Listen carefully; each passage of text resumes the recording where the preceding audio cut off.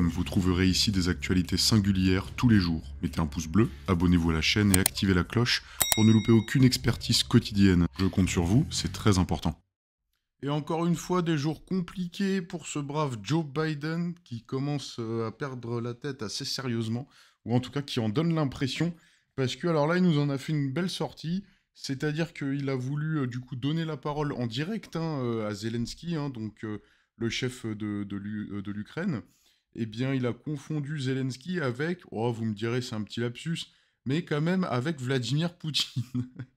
C'est quand même assez dommage de confondre finalement le chef du pays qui te fait la guerre avec toi-même. Donc ça, c'est un petit peu compliqué.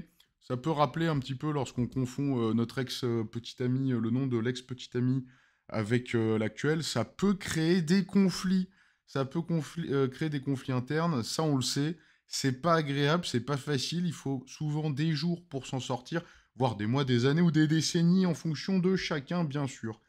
Alors on va regarder un petit peu ça parce que c'est un extrait plutôt sympathique, plutôt rigolo. Analysons cela. And now I want to hand it over to the president of Ukraine, who has as much courage as he has determination.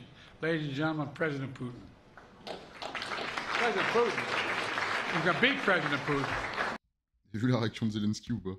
Regardez la tête de Zelensky au moment où il se rend compte que c'est pas tout à fait lui qu'on appelle finalement. Ladies and gentlemen, President Putin. President Putin. You can beat President Putin. And now... C'est assez grandiose.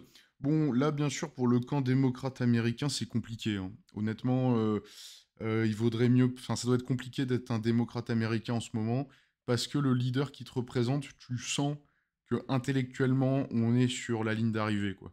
Tu sens que là, la course, on arrive à la fin, et que le problème, c'est que bah, il se représente, et donc il y en a pour beaucoup, enfin, pour plusieurs années. Je sais plus, c'est 4-5 ans, je crois, en Amérique, à vérifier.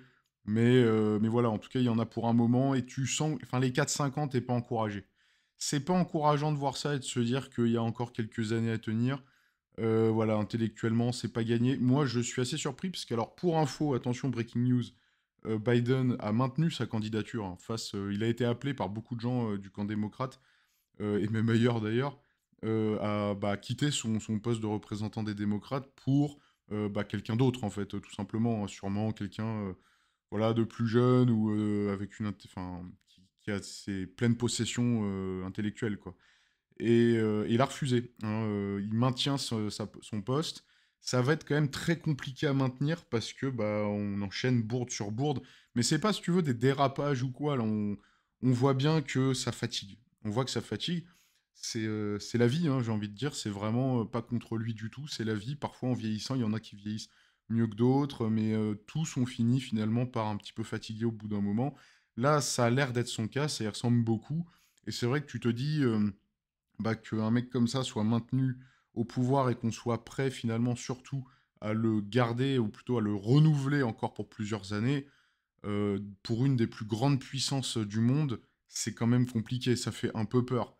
Parce que le mec, bon, on peut facilement imaginer qu'il est, allez, très vivement conseillé, il doit avoir beaucoup d'équipes de conseillers derrière lui, voire même peut-être qu'il n'est plus qu'une icône finalement, mais même en tant qu'icône, il reste très important, hein, quoi qu'il dise, quoi qu'il fasse, peut avoir un impact énorme. Alors même si peut-être qu'il n'est plus qu'un représentant et que finalement les personnes qui dirigent derrière, c'est plutôt ses conseillers, bah, même dans ce cas de figure-là, c'est quand même lui qui s'exprime en direct, c'est quand même lui qui représente le pays.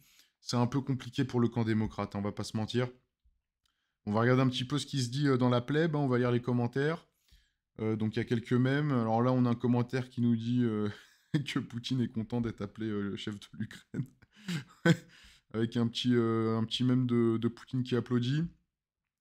Voilà, donc là, on a Obama qui dit à Poutine dans un mème qui lui brise le cœur. On peut comprendre, c'est pas évident à soutenir comme quand on a un leader qui fatigue en direct, hein, on va pas se mentir. Bon voilà, vous voyez l'idée.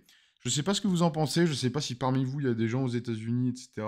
Mais effectivement, c'est assez impressionnant de se dire que ça se passe comme ça, quoi, et on peut maintenir pour une nouvelle candidature un président bah, qui est en mauvaise santé intellectuelle, a priori, en tout cas qui en donne fortement l'impression. Et d'autres peuvent se dire que c'est aussi du pain béni pour Trump, quoi, en face, que Trump fait des dérapages, etc., mais il donne le sentiment d'être en possession de ses moyens. Ça veut pas dire qu'il dit que des choses merveilleuses, mais en tout cas, il a l'air de dire des choses qu'il pense, quoi, donc qui déraille pas complètement. Il déraille peut-être pour certains dans ses idées, mais lui n'a pas le sentiment de dérailler dans le sens où ses idées, pour lui, ont un sens. Donc bon, tu te dis, c'est un peu du pain béni pour le camp Trump, quoi. Donc voilà. Alors après, on verra au résultat, hein, comme on dit. Bon, je vous laisse me dire en commentaire ce que vous en pensez. Partagez bien tout ça parce que n'oubliez pas que je réponds à tout. Mettez le pouce bleu, abonnez-vous. Et moi, je vous dis à la prochaine. Salut!